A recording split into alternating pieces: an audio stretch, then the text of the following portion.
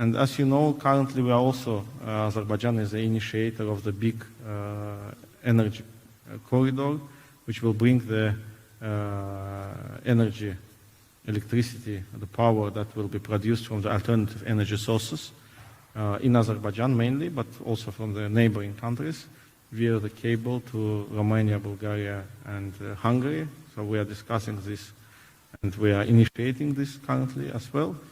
So we had been always there on the crossroads. We had been always on the core of these activities. We as SOCAR, of course, participated in this quite actively as the biggest company in the region. We are the biggest company in Azerbaijan, in Georgia, one of the three main holdings in Turkey. So we had been always on the crossroads on these transitions or transits.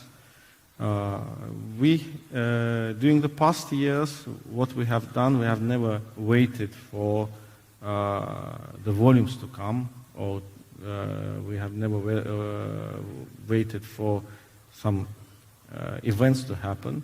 So we had been consistently investing in our infrastructure. We discussed that with our colleagues also now that we 4 years had been investing in our terminal facilities. So we as SOCAR invested in Dübendi terminal, which is currently can handle around 10 million tons per year of crude and product transit. Our colleagues from other companies have invested in Baku terminal, Sangachal terminal. So altogether it's around 20-25 million tons of crude, mainly crude and product transit. Another big terminal had been constructed by Azersun Holding in Azerbaijan, Garadagh terminal, which is expected to get into the production quite soon. So currently all the infrastructure supporting the transit of oil and oil products via the territory of Azerbaijan is built on the terminal side. On the pipeline side, as you know, we have Bakı-Tbilisi-Ceyhan, which is currently underutilized and which has a great capacity to increase the transit to 1.2 million barrels per day, its maximum capacity. We have a Western Route pipeline, which allows us to bring the crude to the Black Sea shores, which is also about 150,000 barrels per day, and which is also available. We have Northern Route on that.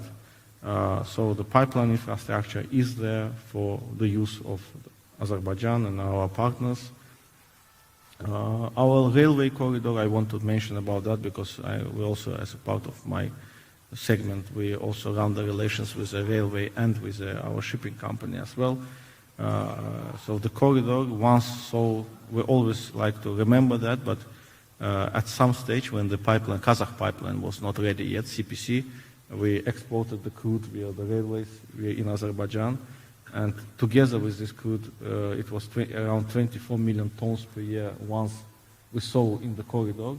Currently, it's less than that, of course, but there is a potential. There is a potential to handle it, to handle the volumes. So both containers, like bulk,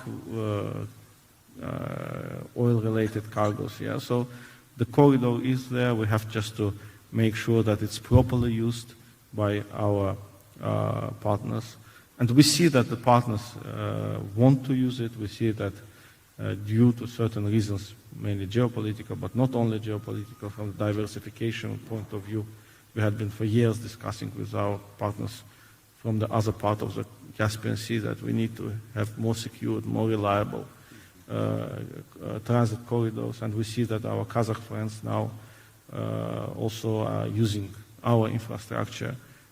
For the past year, we started in 2023, and I think more than 1.3 million tons of Kazakh crude already had been exported via Azerbaijan terminals, via Baku-Tbilisi-Ceyhan pipeline, and it's increasing. We just signed a new agreement with KMG on increasing the volume, so we are expecting about 2.2 million tons to be transferred, but we have a plans to 5 million, we have a plans agreed a roadmap to bring it to 7 million ton already. Besides that, we seeing that the transit of the petrochemical products, not only liquids but also bulk petrochemicals via the territory of Azerbaijan is increasing quite extensively. We see that logistics is changing also, that I have to say as well.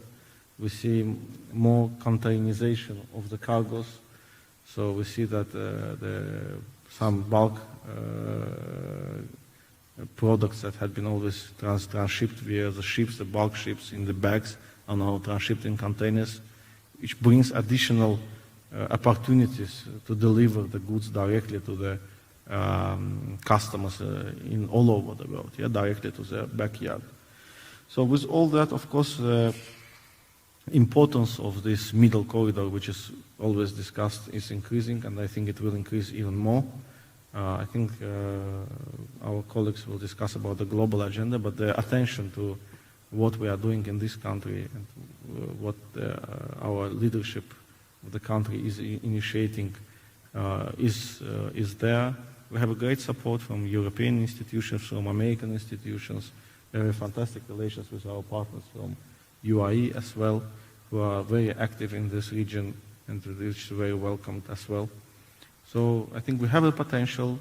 We are investing in the infrastructure. We will continue to support, and our logistics system is there to handle all the volumes which are going via the territory of Azerbaijan. That's our key message, I think. And we are ready to do all the multi-dimensional work, like crude, containers, bulk, everything which is needed to make sure that the corridor is working and is utilized properly. With that, I want to give a floor to London for you, and maybe to provide a global view on what we discussed right now.